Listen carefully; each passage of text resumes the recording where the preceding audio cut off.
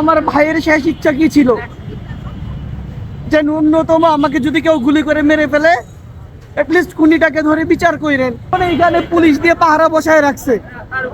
বেঁচে থাকার সময় আমার ভাই 2 সপ্তাহ আগে তাকে বিভিন্ন নাম্বার থেকে থ্রেট করা হচ্ছিল। সে মামলা করেছে, জিডি করেছে শাহবাগ থানায়, কোনো অগ্রগতি ছিল না। আজকে মরে যাওয়ার পরে তাকে সিকিউরিটি দিচ্ছে তারা। আসিফ নজরুল সহ আমাদের পররাষ্ট্র উপদেষ্টারা কি করতেছে? আমার ভাইকে গুলি করে খুনি ভারতের সীমান্ত দিয়ে পালায় যায়। ঢাকা শহর থেকে বের হওয়ার কয়টা এক্সিট পয়েন্ট আছে? সর্বোচ্চ 8টা থেকে 10টা। তারা 1-2 ঘন্টার ভিতরে খুনি শনাক্ত করে ফেলছে, কিন্তু তারা এক্সিট পয়েন্টগুলো বন্ধ করতে পারে নাই। এটা তাদের সম্পূর্ণ ব্যর্থতা। তাদের ব্যর্থতার কারণে আজকে 2 সপ্তাহ পার হয়ে যাওয়ার পরেও আমরা, আমার ভাইয়েরা শাহবাগ অবরোধ করে বিচারের জন্য দাঁড়াইতে হয়। কেন? এর জন্য কি আমরা 2000 ছাত্র জনতা প্রাণ দিয়েছে? এর জন্য 20 থেকে 30 হাজার ছাত্র জনতা আহত হয়েছে?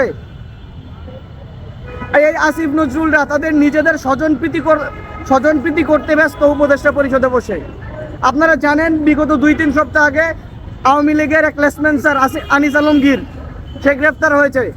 আপনারা কি জানেন সে যেই মামলায় গ্রেফতার হয়েছে সেই মামলায় আরো 2 জন আসামি ছিল? সেই 2 জনের নাম আপনারা জানেন? আমি বলে দিচ্ছি। একজন ছিল আসিফ নজরুলের শাশুড়ি, আমাদের হুমায়ুন আহমেদের স্ত্রী শাওন। তাকে কেন গ্রেফতার করা হয় নাই? আনিস আলমগীর রিমান্ডে আছে 2 সপ্তাহ ধরে, সে জেলে আছে। সে উপদেষ্টার শাশুড়ি, সেই জন্য সে মুক্তি পেয়ে যাবে? তাকে কেন গ্রেফতার করা হয় নাই? এই সমস্ত স্বজনপ্রীতি করানোর জন্য আসিফ নজরুলদেরকে এখানে বসানো হয় নাই। আমি আপনাদের মাধ্যমে আসিফ নজরুলকে বলে দিতে চাই, তারা যদি ভেবে থাকে যে কোনো রকম সাধারণ একটা নির্বাচন দিয়ে কারো হাতে ক্ষমতা দিয়ে তারা চলে যাবে, পার পেয়ে যাবে, আমরা জুলাইয়ের সন্তানের এটা হতে দিব না।